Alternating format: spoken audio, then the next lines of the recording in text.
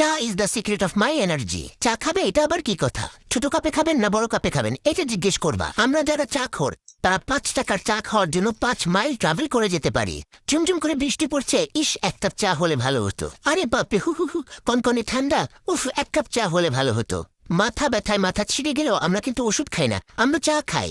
সেই রকম লেভেলের টেনশন হলেও কিন্তু আমরা চা খাই, 2-3 কাপ খাই। শুধু শীতের দিন না, আমরা কিন্তু 40 ডিগ্রি তাপমাত্রায় প্রচন্ড গরমেও চা খাই।